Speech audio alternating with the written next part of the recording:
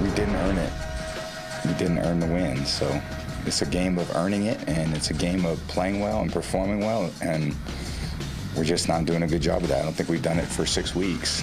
I think we're all playing less than what we're capable of, and we've all got to look at ourselves in the mirror and figure out why. I think guys that's living off the Super Bowl are living in the fantasy land, and you got to get your hands dirty and go to work like everybody else. And we've been working hard. We got to work harder. Nobody's going to give us anything or feel sorry, so we got to go back as coaches, as players, and the time for talking is over. You either got to put up or shut up. Tampa Bay Buccaneers fall to 3-3 after losing on the road in Pittsburgh despite being nearly double-digit favorites against a Steelers team that limped into the game with a variety of injuries and picked up more during the game. Their new quarterback, Kenny Pickett, goes out with a concussion. Mitch Trubisky comes in, and Trubisky finding Chase Claypool early and often to pull out the victory. It was something, Myles, and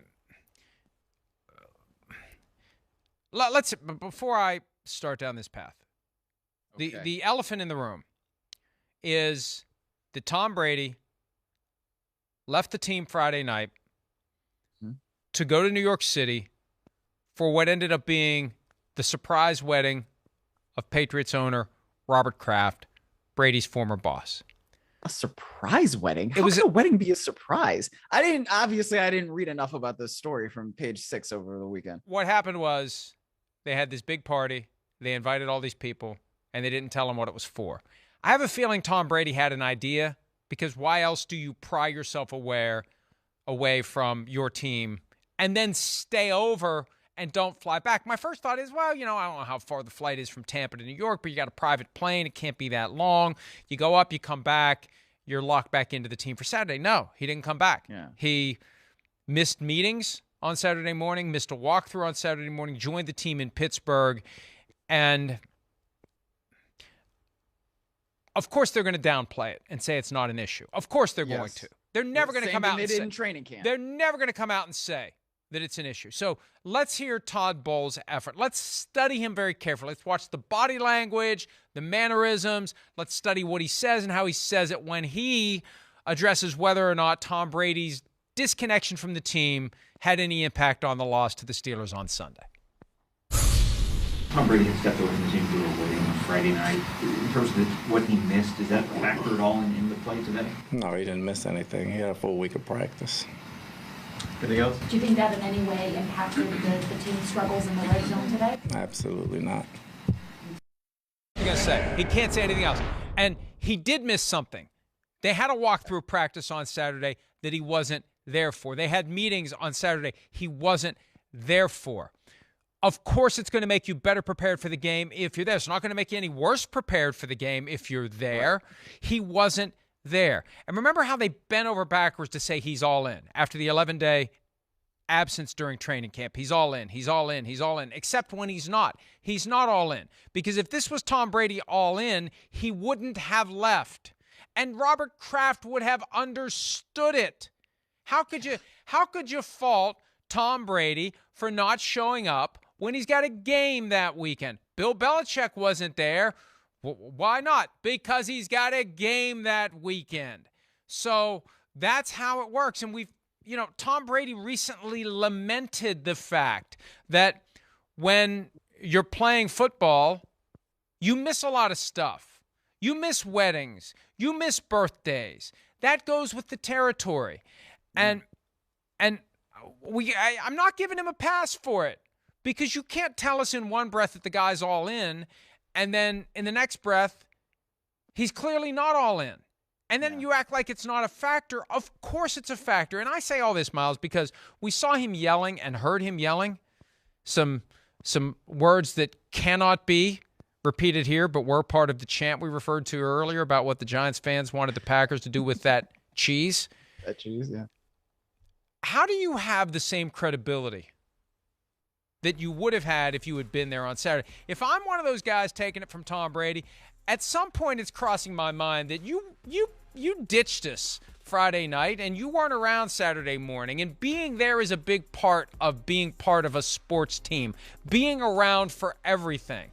So those words and those gestures, I think, ring a little more hollow. Even if it is Tom Brady, the great and powerful Wizard of GOAT, even if it's him, it still rings hollow if you're not doing the basic thing that's expected of showing up for Saturday walkthrough and Saturday meetings. Yes, he missed those. And so I'm not buying the explanation. Todd Bowles can't say anything but what he said, but I'm not buying it. And I think this is an issue for the Buccaneers now. If it doesn't matter, then why would you have them in the first place? Exactly. Right? I mean, if it doesn't matter, then you shouldn't have them. They matter. Everything matters. Being there in the dog days of training camp matters. And it makes me think of that statement that Brady put out when he retired, right? Where he said, I can't make that commitment anymore to be that guy who's there for every single thing. Can't make that commitment anymore to football. He hasn't. He has not. When you leave training camp for 11 days, you are not making the same commitment that you've made throughout your entire career. And he's 45 years old. I don't blame him for not making that same commitment anymore. But that's the difference, right? You know, when you go to a wedding in New York, what's Robert Kraft doing having a fall wedding in the first place? I mean, you're in football, bro. I don't have a fall wedding. I guess even if it was a surprise, I don't know. That doesn't make any sense to me. But if you're going to do all this stuff that happens during football season, then you really should have retired, and you should not have ostensibly ruined your family life for your career. What a life lesson this looks like it is right now. Don't choose your career over your family. Don't do that, because then you're going to be on the sideline screaming F-bombs at people who were in training camp during the dog days of summer, who were there for the Saturday walkthrough and the Saturday meetings. And you, because you've won 7 Super Bowls, yeah, you have that credibility. But at some point, I think you're right, Mike, it might become a problem between all the guys who have been there for every single thing and Tom Brady, who said he was all in when he came back, but does not appear to be so. And it's just, I think it's going to be an issue. And that's what's weird here. And look, I try to find the right balance between what's fair and what's not fair when it relates to the family issues that are clearly an issue for Tom Brady this year. But I almost feel bad for the guy that he's had his Jimmy Stewart, It's a Wonderful Life epiphany, and it's like it's too late for him to do anything about it. And he's caught in this weird thing now where he understands that his life can't be controlled by the game, and he's trying to live differently, but it's too late in some respects. I really do feel bad for him. That do too. He's getting his wake-up call, and he's responding to it, but it's too late. That's and now what does he do?